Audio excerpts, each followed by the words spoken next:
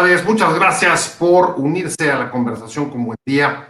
La ley de la industria eléctrica que el presidente López Obrador envió al Congreso en calidad de preferente, lo que obliga a legislarla en este periodo, se ha convertido en uno de los temas más controvertidos posiblemente en lo que va del sexenio y se avisora como un caballo de batalla hacia las próximas elecciones de julio, las elecciones intermedias de 2021.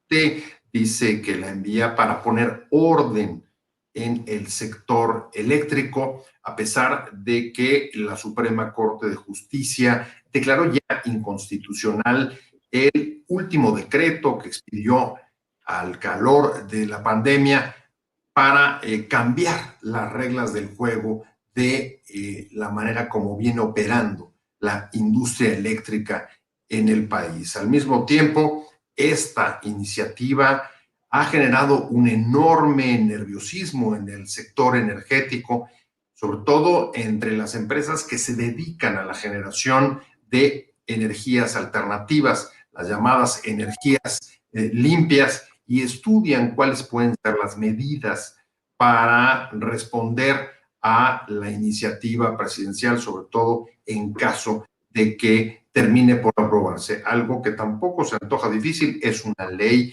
que puede ser aprobada con mayoría simple en el Congreso y Morena, su partido en el Congreso, cuenta con ella.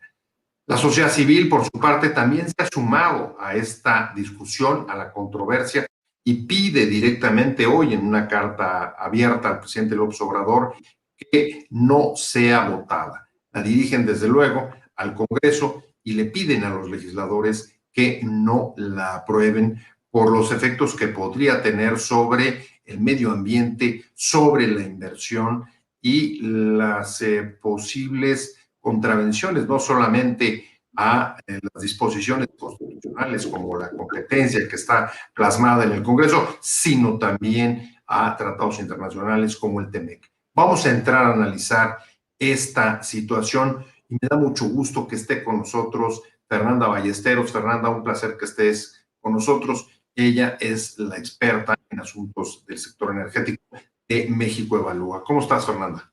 Hola, Pepe, buenas noches. Muchas gracias por la invitación y un gusto estar contigo y con Víctor esta noche. No, muchas gracias a ti, desde luego, y un placer que estés con nosotros. Víctor, un placer de verdad. Sé que andas siempre súper ocupado y qué bueno que te tomaste un tiempo para estar con nosotros. Un gran placer y si quieres vamos a arrancar precisamente contigo. Hoy, para comenzar, no al último, pero sí lo último que ha trascendido es, el presidente está diciendo, no se cambie ni una sola coma a la iniciativa preferente que envió al Congreso, aunque ayer se anunció que los legisladores habían trazado una ruta de dictaminación que incluía la celebración de un parlamento abierto. Bueno, creo que esto es un síntoma de lo que está sucediendo en el país. El presidente prácticamente dándole órdenes a un poder autónomo que es la Cámara de Diputados, que debería de tomar sus medidas, sus decisiones por sí misma, sin necesidad de que el presidente le dé indicaciones de por dónde tendrían que ir las cosas. Eso es lo primero. Lo segundo es que hay una preocupación, y lo dijo el propio coordinador de los diputados de Morena, de que pareciera ser que la reforma es inconstitucional y de que ellos revisarían o harían una corrección al texto enviado para buscar que no sea inconstitucional.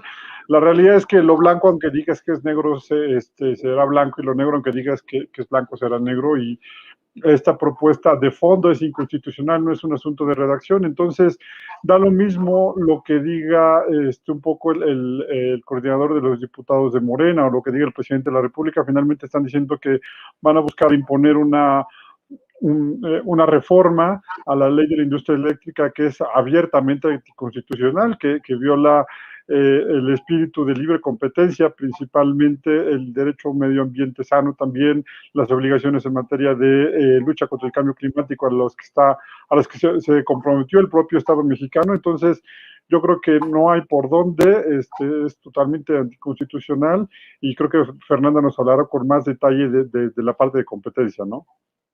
Sin duda, ahí está el primer saque de Víctor Ramírez, él es vocero de la plataforma Clima y Medio Ambiente. Muchas gracias, Víctor, y déjame rebotar con Fernanda, tal como pusiste tú el balón en la cancha de ella, porque, a ver, qué difícil, Fernanda. Retomo lo que acaba de decir Víctor. El presidente le dice a los diputados, a un poder soberano, no le cambien absolutamente nada. Hoy la sociedad civil, México evalúa, entiendo que está dentro de los firmantes, le pide a los congresistas, le pide a los diputados que no la aprueben. Sin embargo, si el presidente le está diciendo que no le cambie ni una coma, ¿qué papel tan difícil de la sociedad civil en este punto? Sí, creo que es difícil y coincido con Víctor que es realmente penoso, ¿no? El que abiertamente el presidente se pronuncie y ya determine ex ante la votación del Poder Legislativo, estando pendiente todavía el Parlamento abierto que ya señalaron los diputados que sería este jueves y viernes, y la gran cantidad de animadversión por grupos muy diversos, ¿no? Que ha traído esta iniciativa. O sea, son pocas las iniciativas que traen a grupos que tienen intereses privados y a sociedad civil, tanto con temas económicos o energéticos y también temas ambientales, ¿no? Y aquí, pues, yo sí he visto un gran conjunto de intereses representados desde el año pasado, que se vienen haciendo medidas en contra de las energías renovables, que te habla, pues, que sí hay una base de la población con la preocupación genuina de este cambio, y que el Congreso, pues siendo nuestros representantes, tendrían que atender, ¿no? Entonces, yo creo que es importante todos los señalamientos que se están haciendo y los que se harán en el Parlamento abierto, y será importante también el papel que tengan la oposición, ¿no? Podemos ahorita entrar en más detalles, pero al coincidir yo también en la clara inconstitucionalidad de esta iniciativa de ley, en el caso de que se aprobara, pues una primer medida clara que se puede llevar a cabo es una acción de inconstitucionalidad con el 33% de los diputados, de los representantes, que la puedan presentar ante la Suprema Corte de Justicia, ¿no? Y hay muchas otras opciones, pero creo que es importante el pronunciarse respecto, o sea, el papel de la sociedad civil que preguntas, Pepe. Creo que es importante el pronunciarnos, independientemente de que el presidente pues ya dio su aprobación, ¿no? Previa. Más allá de su aprobación además sin ninguna clase de modificación. Y déjame ir al fondo del asunto, Víctor, para tratar de entender esta nueva confrontación, si me permites decirlo así. El presidente hoy dijo que si no hubiera llegado a la 4T, el 80% del mercado eléctrico en el país lo tendrían ya los privados, mientras que los críticos de esta iniciativa lo que dicen es, oigan, está destinada a favorecer básicamente a la Comisión Federal de Electricidad. Hace un par de días leí una nota de Forbes que retomaba datos de la Auditoría Superior de la Federación, donde decía que había habido compra de energía generada por eólicos, fundamentalmente vendida 4 veces arriba del precio de mercado. En el fondo, y esta es la pregunta, una redefinición, ahora sí que de gran calado, sobre las fronteras entre la empresa privada y el Estado como productores de energía, este es el litigio, realmente se están peleando unos a otros quién se queda con la industria, si el Estado o los particulares. Ok, bueno, creo que lo primero que hay que establecer es cómo funciona en los hechos el mercado eléctrico. Y no es un asunto de que el mercado eléctrico se puede establecer por un deseo solamente de los privados.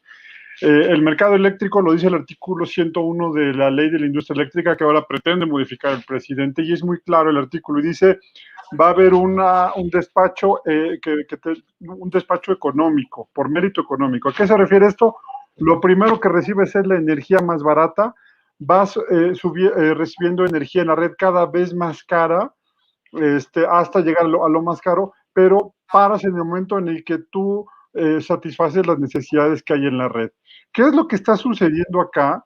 En realidad es que realizaste unas subastas de energía eléctrica de largo plazo, que son, obligaste a la Comisión Federal de Electricidad, a suministradores de servicios básicos, a ir al mercado, más bien a ir a estas subastas y en las subastas pedirle a los generadores privados o a la propia CFE que ofreciera energía a los costos más bajos que era posible, y entonces una serie de privados lograron estas adjudicaciones, estos contratos, y están vendiéndole energía al suministrador de servicios básicos.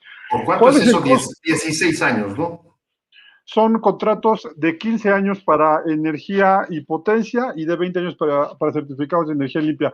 Pero ya que hablaste de costos, el asunto de Forbes, yo me imagino que se refiere a eólicos no de la reforma, a eólicos que están previos a la reforma, cuando la tecnología era muchísimo más cara y que sí tiene unos costos altos, pero hay que decirlo, es energía eólica que es cara, pero no es tan cara como la que puede generar CFE. Los costos de la eólica, por ejemplo, de CFE en diciembre fueron de la solar fueron de 2.171 pesos por cada megawatt hora, y el costo de la eólica fue de 1.832. Pero si vamos a los costos de lo que ya es derivado de la reforma, las subastas de energía eléctrica a largo plazo están entregando en este momento energía a 381 pesos cada megawatt hora. ¿Qué significa eso? Que está entregando energía a casi una tercera parte de lo que un ciclo combinado de CFE y a una tercera parte del promedio de costo de CFE. Esto quiere decir, sí, le diste contratos de 15 años, pero contratos en los que está comprando energía por una tercera parte de lo que le cuesta a CFE generar. ¿Quién quisiera ese tipo de contratos? La verdad es que cualquiera de nosotros, si me dicen, oye, cómprame el agua por 15 años, pero te garantizo que va a costarle la tercera parte que lo que te cuesta ahorita, pues yo creo que cualquiera lo intentaría hacer, ¿no? Y finalmente el gran beneficiario de esto es la propia CFE. Entonces, cuando se refiere, por ejemplo, a la auditoría y dice, ha habido, la CFE ha estado comprando energía a algunos generadores de energías limpias 4 veces superior, ¿a qué se refiere? Porque incluso da datos, dice 2016, si mal no me equivoco, en el análisis de la cuenta, hay un excedente de gasto de la CFE por cerca de 1,031 millones de pesos. Yo creo que se refiere a proyectos que, insisto, están desde antes de la reforma energética, no son producto de la reforma, se llaman legados, productores independientes de energía legados, que en ese momento igual se concursaron, y lo que hizo fue CFE decir necesito un parque eólico en este sitio, ¿quién me lo construye? Y concursó para que las empresas que pudieran lo hicieran, y obviamente esas empresas dijeron, va a ser tu costo de energía durante los siguientes años, dependiendo de muchas cosas como la inflación y el costo de la tecnología en ese momento, y se difirieron contratos a largo plazo. En ese momento la tecnología era bastante más cara. En este momento lo que está, insisto, producto de la reforma, tiene costos tan bajos como 381 millones de pesos. El último cálculo que hice yo en septiembre del año pasado es que comprar la energía de las subastas a CFE en septiembre del año pasado le ahorró alrededor de 1.600 millones de pesos. O sea, si en lugar de comprarla en subastas la hubiera despachado, lo hubiera generado CFE, le hubiera costado 1.600 millones de pesos más solamente en el mes de septiembre. Pues derivado de lo que acaba de explicarnos Víctor, Fernanda, te diría, y es posible porque es otra de las cosas que está sobre la mesa, la revisión de los contratos. Los contratos me refiero, me imagino que se están refiriendo a todos los que han entrado dentro de las subastas, como señalaba Víctor, y otros que han quedado fuera o son anteriores a la reforma de 2013. ¿Es posible revisar los contratos y cambiar los términos, los convenios que han sido pactados ahí con los generadores de energía o no? Sí, a ver, antes de eso me gustaría nada más insistir en este punto del que habla Víctor, porque es de verdad un caso muy ejemplificativo de cómo el modelo de competencia económica está en beneficio de los mexicanos, ¿no? Tanto la parte económica como ambiental. O sea, esta regla que hay, este criterio del despacho de energía, es una regla objetiva. O sea, el que trae el mejor costo, el que trae el costo más bajo, es el que va a entrar primero, ¿no? Entonces, si eso ha favorecido a las empresas privadas, como lo ha dicho el presidente en diferentes ocasiones, es porque son más eficientes y traen menores costos. Entonces, no se trata de un privilegio, sino se trata de precisamente el buscar las fuentes de energía que son más eficientes y que traen un mejor costo para el consumidor, ¿no? Y que además, en este caso, empatan también con ser las energías más limpias. Entonces, hay un doble beneficio para todos los usuarios, para todos los que vivimos en este país, y sí llama la atención que el querer cambiar esa regla para beneficiar a las centrales ineficientes y más sucias de CFE es lo que se está poniendo en la mesa, ¿no? Entonces, es más allá de ideologías y que si son empresas privadas y que si es la empresa estatal, o sea, es un criterio muy objetivo. Digamos que aquí el operador no ve caras, no ve nombres ni apellidos, sino quién es el que genera de forma menos costosa y ese es el que se va a dar preferencia. Entonces, ¿por qué cambiar esa regla? ¿No? Y ahí es donde yo creo pero, que... por ejemplo, si hubiera contratos anteriores a la reforma de 213 y son contratos que en este momento puedan ser gravosos para la CFE, ahí sí se podrían hacer ajustes. Digo, ahí yo creo que es un tema y estos contratos, digo, yo tengo un punto de vista, pues, en que sí es un régimen de excepción a la competencia económica, ¿no? Y eso se estableció por eso como régimen de excepción previo a en la reforma, que se iba a seguir respetando eso. Y eso es un acuerdo que se llegó en ese momento, ¿no? Entonces, por supuesto que hay intereses y están en su derecho, ¿no? Porque son acuerdos que a los que se había llegado. Entonces, como en temas de inversionistas, pues esa seguridad, tú piensas que el Estado pues te va a respetar esos acuerdos a los que llegaste, ¿no? Uh-huh. Entonces sí hay medios de defensa de esos particulares y cómo se vayan viendo afectados sus intereses en este caso.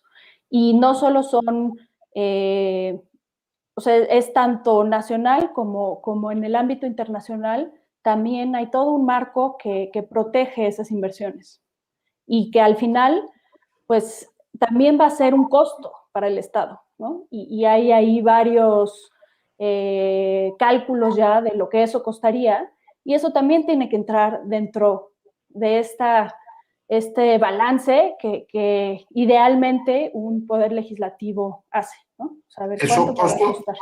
esos costos a los que te refieres por amparos, por juicios, por indemnizaciones, por rescisión de contratos, ¿por qué serían y cuánto serían? Sí, mira, o sea, ha habido algunos especialistas en esta materia que han calculado que las demandas individuales pueden estar por encima de los 200 millones de dólares, ¿no? Si consideramos que las energías renovables tienen un valor y han invertido 6,000 millones de dólares. Víctor me parece que también ha hecho un cálculo de 20,000 millones de dólares. Entonces, digo, es difícil ahorita tener el cálculo exacto, pero sí, esto pasó en España, por ejemplo, ¿no? Donde también se echaron para atrás en compromisos ya adquiridos y son procesos que toman tiempo, pero al final le van a costar y nos van a costar a todos nosotros, ¿no? Entonces, también estos compromisos hay que ver que se hacen como Estado mexicano, ¿no? Y tú politizar una política de energía y entonces que cada sexenio la cambies, pues es muy costoso para un país, ¿no?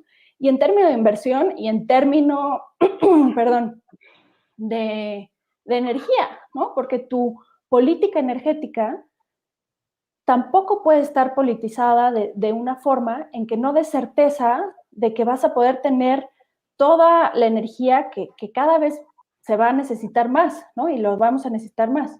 Entonces, por eso es que se busca y por eso se hace este diseño institucional tan complejo de reguladores, operadores independientes, porque lo que se busca es que estas políticas vean en el mediano y largo plazo, ¿no? Donde están tanto los compromisos de inversión como la perspectiva de hacia dónde va tu política energética. Pues esa incertidumbre que se está generando, Víctor, realmente ha generado uno de los mayores nerviosismos que he visto yo en este sexenio dentro del sector energético. Las grandes empresas empiezan a hablar, están estudiando qué clase de medidas pueden oponer en caso de que sea aprobada esta ley. Entiendo que tienen las disposiciones todavía vigentes del Telecán. Creo que tú me corregirás, ustedes saben más, pero podrían acogerse a las disposiciones del Telecán para impugnar o para abrir demandas contra el Estado mexicano. ¿Qué ves? ¿Qué ves como respuesta de la industria, además de que se paren las inversiones hacia adelante? Ok, lo primero es, sí, como bien dice Fer, he estado haciendo unos cálculos. Hasta ahorita llevo solamente hechos 2 cálculos, que es el costo que tendría de indemnización a las empresas que participaron en las subastas de las que hablé hace un rato.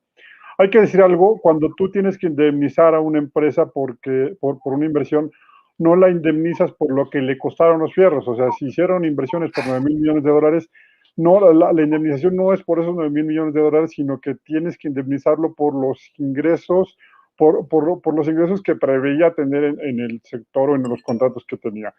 Entonces, o sea, daños y perjuicios. Exacto. Y además, pues como muy probablemente sacaste un crédito para realizar tu proyecto, pues tienes que terminar de pagar intereses y todo lo que se venía encima. Entonces, según los cálculos que yo tengo, de los proyectos de subasta solamente hay que liquidar alrededor de 18,000 millones de dólares, más los proyectos que están en el mercado eléctrico que no son de subastas, que es algo distinto. Son inversiones que tendrían un costo de indemnización de alrededor de 43,000 millones de dólares. O sea, estamos hablando de 61,000 millones de dólares, 1,220,000 millones de pesos. O sea, estamos hablando del 30% del presupuesto de egresos de la Federación para este año, más o menos.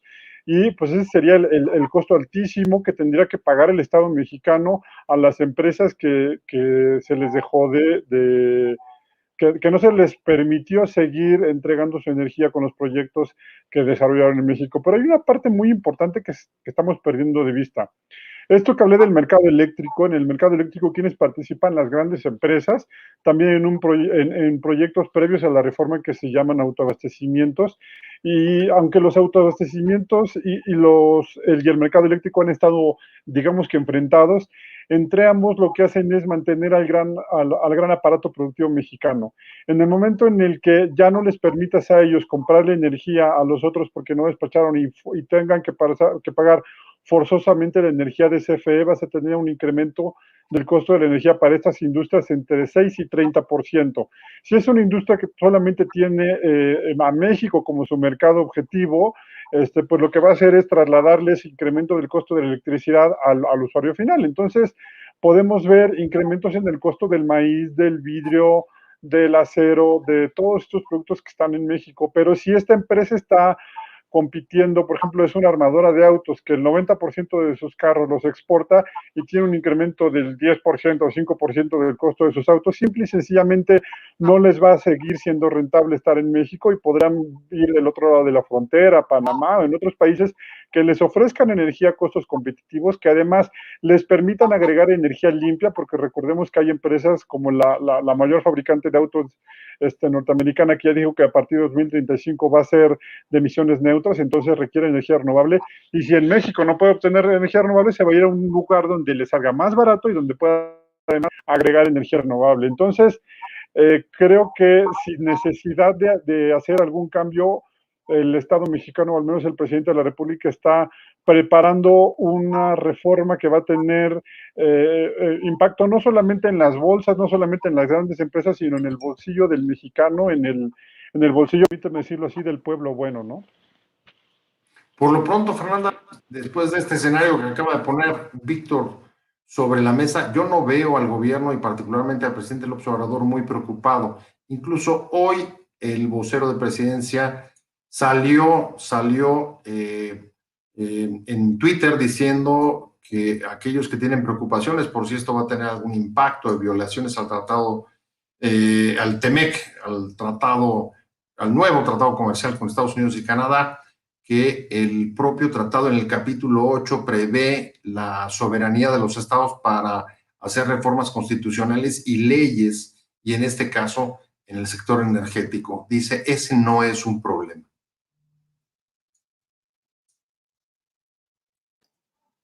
A ver, pues yo creo que la estrategia la han ido escalando, digamos, de nivel de disposiciones, pero es la misma que traen desde el principio del sexenio, ¿no? O sea, el ir primero de facto en contra de este modelo de libre competencia y buscar favorecer a como dé lugar a las empresas estatales, incluso capturando a las instituciones del sector, ¿no? El regulador energético, y también emitiendo disposiciones administrativas en donde se hacen estos cambios también en perjuicio de las renovables. La ley NALE. Beneficiar a CFE. ¿Perdón? La ley NALE. Ajá, que es un acuerdo, ¿no? Es un acuerdo de política, de confiabilidad, sí. Y que incluso en esta misma semana o en la misma semana en la que se presentó la iniciativa, pues la Corte declaró inconstitucional por contravenir o sea, por no dejarle espacio a la COFESE, que es la autoridad de competencia, con la aplicación de ese acuerdo, ¿no? Entonces también se repite, digamos, varias de las disposiciones ya a nivel de ley, pero la Constitución sigue ahí, ¿no? O sea, la Constitución sigue previendo que para las actividades de generación y de comercialización no son parte de las actividades estratégicas de las que habla el presidente, ¿no? Y están en un régimen de libre competencia. Digamos que la parte constitucional, Fernanda, nos queda claro por dónde está la observación en modificar el régimen de competencia. ¿Y en el TEMEC? Sin embargo, hace un momentito nos ponían el tuit justo de Jesús Ramírez, el vocero de presidencia, diciendo no va a haber ningún impacto sobre el TEMEC porque el capítulo 8 reconoce el derecho soberano de reformar la Constitución y la ley sobre energía. ¿Eso es cierto o no es cierto? ¿Tú qué opinas? ¿Cómo interpretas? A ver, ahorita yo interpretaría que no hay una propuesta constitucional, ¿no? Nada más es el cambio a la ley y en el TEMEC pues hay varios capítulos que le pegan directamente a este asunto, ¿no? O sea, sin ver nada más el de energía y que por sí solo no dice nada. El capítulo 22, por ejemplo, del TEMEC es sobre las empresas de propiedad estatal, ¿no? Y aquí el Estado mexicano se comprometió a no dar un trato preferente a las empresas estatales, sin que exista una distinción o una excepción para las empresas productivas del Estado del sector energético. También el capítulo 14 de protección de inversiones, pues ahí está, ¿no? Y sobre esos capítulos, por supuesto que va a tener un impacto el que, ya sea por vía legislativa, pero incluso como lo estaban haciendo antes de facto por parte de los criterios de las autoridades, los inversionistas americanos pues ya estaban diciendo no se está cumpliendo el TEMEC porque no me están dando este trato, me están dando un trato discriminatorio, están favoreciendo a las empresas del Estado al no darme permisos, y en este caso, pues la ley sería parte de esos criterios que irían en contra del TEMEC. Es justamente el reclamo que hizo la Cámara de Comercio de Estados Unidos, Víctor, si mal no me equivoco, pero aquí parece haber dos partes. Una parte, situaciones que se puedan generar del incumplimiento de contratos. Y otra parte es las sanciones que pudiera haber de legislar sobre energía contraviniendo capítulos del TEMEC. En este segundo punto, el gobierno dice no porque tenemos derecho soberano para legislar. Yo creo que ahí está cometiendo una... Primero, creo que están mintiendo y en segundo punto están cometiendo una falacia. Lo que dice el artículo, perdón, el capítulo 8 del TEMEC, que es que los hidrocarburos son propiedad original de las naciones. Vaya, es una copia del artículo 27 constitucional y lo metieron ahí. En ningún momento dice que tiene libertad de modificar la constitución, aunque el tratado, digamos que hasta cierto punto es respetuoso de la soberanía, pero eso no lo dice. Pero porque es una falacia eso. Es como si yo te dijera, ¿sabes qué? Ese carro va a ser negro y tú me dices, sí, pero va a ser de 4 puertas. Entonces yo te digo, bueno, entonces ya dijiste que es negro y me lo vas a respetar. Sí, pero estamos hablando de cosas distintas. El artículo 8 lo que dice es que el petróleo pertenece originalmente a la nación, en el subsuelo, como bien lo dice la Constitución, pero el resto de artículos lo que hacen es meterse transversalmente en la industria y dice, me vas a respetar las condiciones en las que se están haciendo las inversiones, tienes que respetar el marco regulatorio, tienes que tener buenas prácticas regulatorias, como bien dice Fernanda, no tienes que tener trato privilegiado sobre no solamente empresas del Estado, ni sobre empresas del Estado, ni sobre empresas nacionales sobre las otras de los países firmantes del tratado como Estados Unidos y Canadá. O sea, hay una serie de requisitos en los que, ok, podrás mover eso, pero si vas a mover eso, vas a cambiar tu constitución, las inversiones como están hechas me las tienes que respetar. Y si no me las respetas es cuando vienen las indemnizaciones y cuando vienen todos los problemas y prácticamente México está rechazando el Tratado de Libre Comercio con América del Norte. Y creo que este país se está metiendo en un callejón sin salida o en un lío bastante complicado en el cual la peor parte es que ni siquiera hay un beneficio para la gente. Empezar a recibir energía, la de CFE, que es la más cara, la más contaminante, la que más afecta a la salud de los mexicanos, no va a traer ningún beneficio, es más, ni para CFE. ¿Y por qué digo que ni siquiera para CFE? Porque CFE, todas las generadoras de CFE, que son 4 empresas, pierden dinero. La única que no pierde dinero de CFE es una representante de privados que vienen de la ley anterior, que llamamos legados. Lo que va a suceder ahora es que vas a poner a todas las generadoras de CFE a generar, va a costar más la energía porque ellos generan más caro y el presidente prometió no bajar la tarifa. Entonces, si está saliendo más caro, ¿cómo le haces para no subir la tarifa? Pues lo que vas a tener que hacer es subsidiar y subsidiar cada vez más. El año pasado hubo de subsidio directo a CFE alrededor de 75,000 millones de pesos, más 40,000 millones de pesos de ganancias que tuvo CFE Transmisión y Distribución, que se terminaron pasando a cubrir las pérdidas de CFE, y ahora esto va a ser mucho más porque vas a estar recibiendo la energía más cara, vas a tener que pagarla, pero no puedes subir la tarifa porque ya dijiste públicamente que no lo vas a hacer, entonces vas a necesitar inyectarle más dinero que no necesitas inyectar porque tienes generadores baratos y limpios atrás que te pueden generar todavía más ahorros si incentivas que entren más de ellos.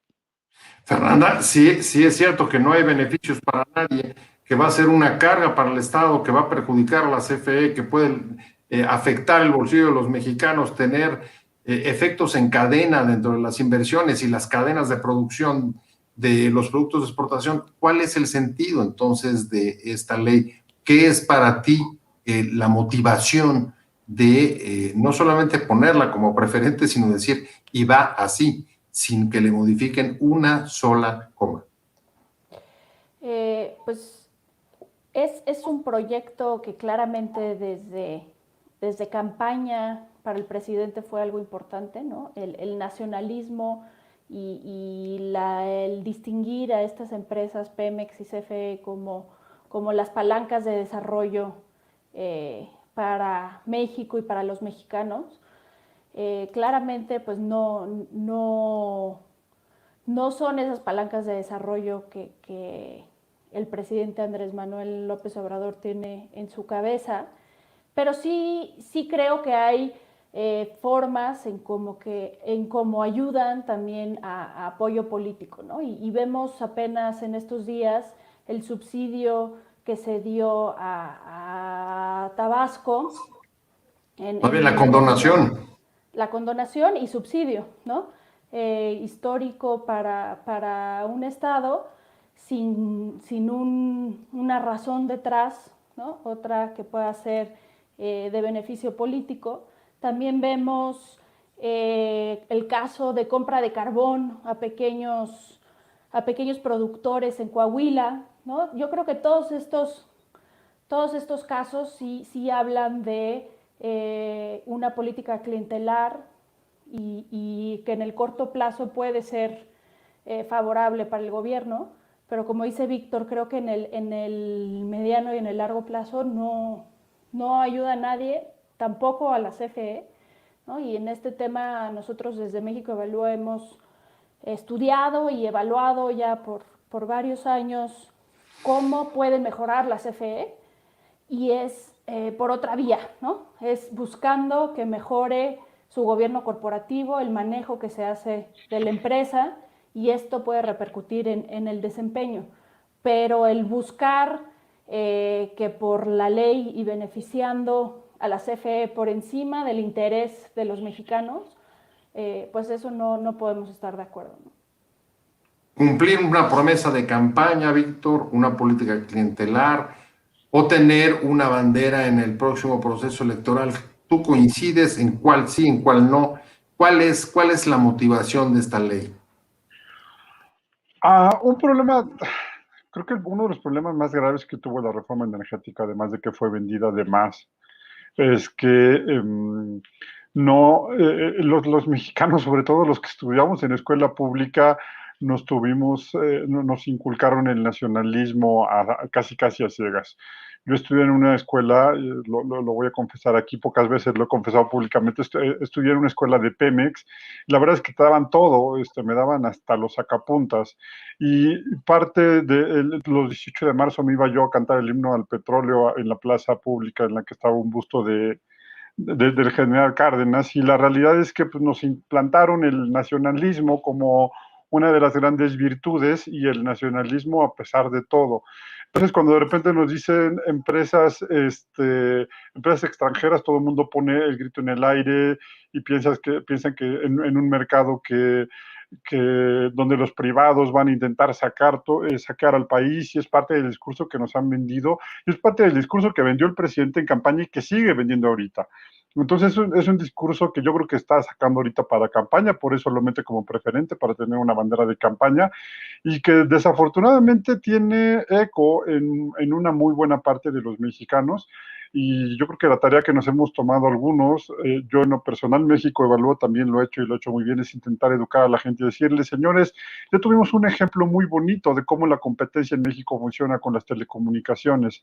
El mundo de las telecomunicaciones no tiene absolutamente nada que ver con el de los principios de los 90, con el monopolio de Telmex, y eso puede suceder en el sector eléctrico, y creo que eso es lo único que nos queda a los ciudadanos, como intentar luchar, porque a mí queda claro que va a ser una bandera política del presidente en las elecciones.